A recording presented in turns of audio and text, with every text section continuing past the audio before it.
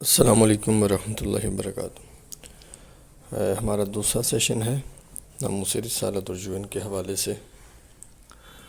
اور اس سیشن میں آج ہم نے یو این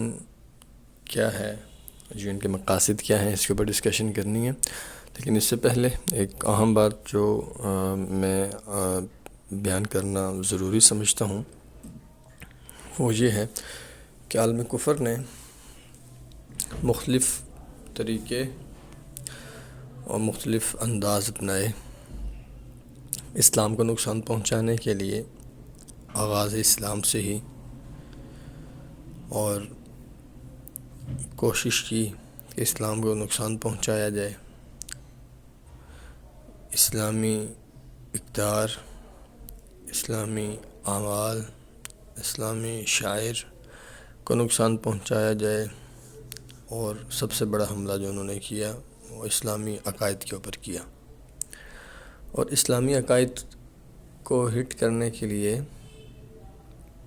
خراب کرنے کے لیے انہوں نے بہت سے اسلامی عقائد کو استعمال کیا، لیکن ان کو کامیابی نہیں مل سکی۔ تو بہت تحقیق کے بعد وہ اس بات پہ پہنچے اور انہوں نے یہ دیکھا اور ان کے سامنے یہ بات کھلی اور واضح ہوئی کہ تمام اسلامی عقائد کی بنیاد رسالت ہے۔ تمام بنیادی اسلامی عقائد، جتنے بھی اسلام کے بنیادی عقائد ہیں، ان تمام بنیادی عقائد کی بنیاد بھی رسالت ہے۔ تو پھر عالم کفر نے اپنے تمام ریسورسز، تمام سوچ، فکر، تمام صلاحیتیں، تمام انویسٹمنٹ اس عقیدے کو ہٹ کرنے کے لیے اور متاثر کرنے کے لیے استعمال کی۔ اور رسالت کے عقیدے کو ہٹ کرنے سے عالم کفر کو مطلوب و مقصود کیا ہے؟ مسلمان کا ایمان ہٹ کرنا، مسلمان کے ایمان کو ہٹ کرنا، اسے خراب کرنا، مسلمان کو ڈی ٹریک کرنا۔ اور عالم کفر نے اس کے اوپر 3 مختلف انداز سے حملے شروع کیے، 3 مختلف انداز سے کام شروع کیا اور رسالت کے عقیدے کو ہٹ کرنا شروع کیا۔ سب سے پہلا طریقہ وہ انہوں نے یہ بنایا کہ آپ علیہ السلام کی سیرت مبارکہ کے اوپر جو اعتراضات یہود و ہنود اور نصارہ نے اٹھائے ہیں اور دہریوں اور ملحدین نے اٹھائے ہیں، ان اعتراضات کو عام کیا جائے اور ان کو مسلمانوں کے اندر عام بیان کیا جائے، اس کی تشہیر کی جائے، اور اتنی تشہیر کی جائے کہ آپ علیہ السلام کے ماننے والے ان کے ذہنوں میں بھی وہ اعتراضات آ جائیں اور وہ بھی ڈاؤٹ میں چلے جائیں، شکوک و شبہات پیدا ہو جائیں ان کے ذہنوں میں بھی آپ علیہ السلام کی سیرت مبارکہ کے متعلق۔ جس ذات اور جس پرسنالٹی کے اوپر اعتراض کیا جائے، کر دیا جائے، اس کی سیرت مبارکہ کو مجروح کیا جائے، اس کی پرسنالٹی کو مجروح کر دیا جائے اور اس پہ سوال اٹھا دیا جائے، تو اس کی پھر فالوئنگ نہیں ہوتی، اس کے لیے اس کی اعتبار پیروی نہیں ہوتی، اس کے لیے کوئی جان دینے کے لیے، کوئی قربانی دینے کے لیے تیار نہیں ہوتا۔ تو عالم کفر نے اس چیز کو بنیاد بنا کے کہ جب مسلمانوں کے نبی کے اوپر اعتراض، سیرت مبارکہ پہ اعتراض کیا جائے گا اور ان مسلمانوں کے ذہنوں میں شکوک و شبہات آئیں گے تو یہ خود ہی پیچھے ہو جائیں گے، اور یہ بہت خطرناک طریقہ انہوں نے استعمال کیا اور کر رہے ہیں۔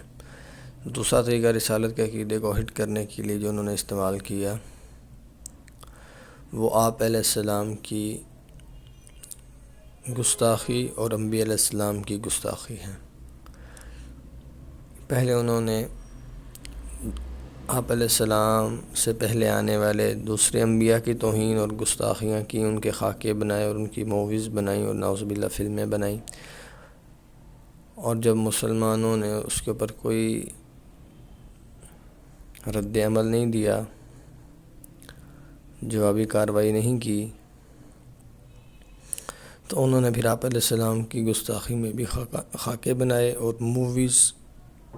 بنائی، اور سوشل، الیکٹرانک اور پرنٹ میڈیا، ان تینوں ٹولز کا استعمال کیا گیا انبیاء علیہ السلام کی کھلی توہین کے لیے، خاکوں کے لیے اور موویز کے لیے، اور آپ علیہ السلام کی توہین کے لیے۔ ان تینوں میڈیمز کا استعمال کیا گیا، اور اس طریقے سے بھی آپ علیہ السلام کی ذات کو، نبوت اور رسالت کے مقام اور حیثیت کو مجروح کرنے کی کوشش کی گئی۔ اور تیسرا بڑا طریقہ جو عالم کفر نے استعمال کیا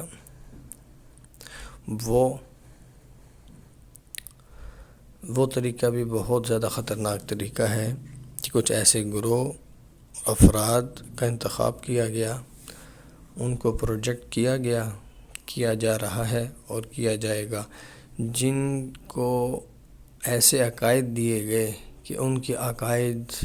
میں ہی توہین رسالت ہے، ان کے عقائد رسالت کی توہین کے اوپر کھڑے ہیں، ان کے عقائد اللہ کی توہین پہ کھڑے ہیں، ان کے عقائد میں قرآن کی توہین ہے، ان کے عقائد میں امام الانبیاء کی توہین ہے، ان کے عقائد میں اسلام کی توہین ہے، ان کے عقائد میں صحابہ کی توہین ہے، ان کے عقائد میں اہل بیت کی توہین ہے۔ تو ایسے گروہ، ایسے افراد پروجیکٹ کیے جا رہے ہیں اور کیے جائیں گے، اور پھر ایسے افراد کو جو قانونی حیثیت فراہم کی گئی، ایسے افراد کی تبلیغ کو جو قانونی حیثیت فراہم کی گئی، وہ یو این کے چارٹرڈ نے فراہم کی، یو این کے یونائٹڈ نیشن کے بنیادی انسانی حقوق کے عالمی چارٹر نے وہ شیلٹر پرووائڈ کیا، وہ تعاون فراہم کیا، اور پھر ان کے عقائد کی تبلیغ کو بھی قانونی حیثیت فراہم کرنے کی کوشش کی گئی۔ تو یہ کچھ بنیادی چیزیں تھیں جو میں بیان کرنا ضروری سمجھتا تھا اس سیشن میں، اور اس سیشن کے دوسرے حصے میں انشاءاللہ اب آگے چل کے ہم یو این کے حوالے سے، یو این کیا ہے اور یو این کے مقاصد کیا ہیں، اور مقاصد کا حصول کو کیسے ممکن بناتے ہیں، اس کے اوپر انشاءاللہ ہم گفتگو کرتے ہیں۔